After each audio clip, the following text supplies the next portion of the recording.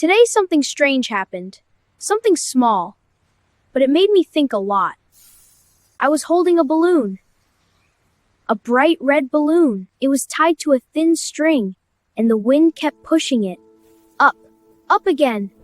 It looked like the balloon wanted to go somewhere, like it had a plan, like it was waiting. Then my finger slipped, just a tiny bit.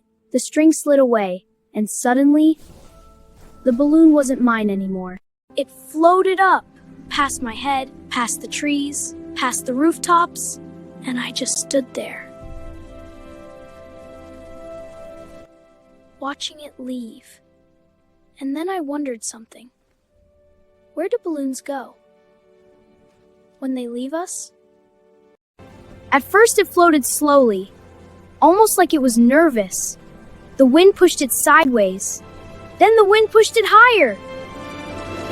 Soon it was above the park, then above the houses, then above the tall buildings. It kept getting smaller, smaller, until it looked like a tiny red dot. I imagined birds flying near it.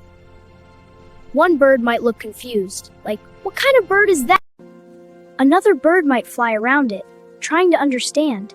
The balloon just kept drifting, quietly, patiently, like it had all the time in the world.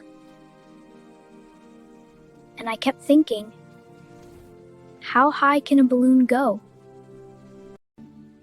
Then I remembered something.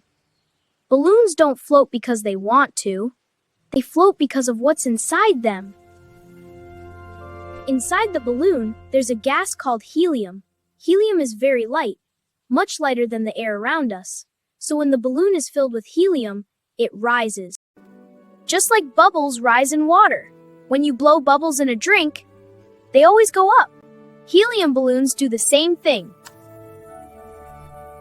because the air around them is heavier, so the balloon keeps climbing, even when nobody is holding it anymore. But the sky changes the higher you go. The air becomes thinner, the pressure becomes lower, and something strange happens to the balloon. It starts stretching, slowly at first, then a little faster. The balloon gets bigger, bigger, and bigger, because the helium inside is expanding. There's less pressure squeezing it, so the balloon grows and grows until it can't stretch anymore. And somewhere high above us, ha! A tiny sound, almost too quiet to hear. And just like that, the balloon is gone. But balloons don't disappear. After the pop, the pieces start falling. They drift slowly through the air. Sometimes the wind carries them far away. One piece might fall into a forest.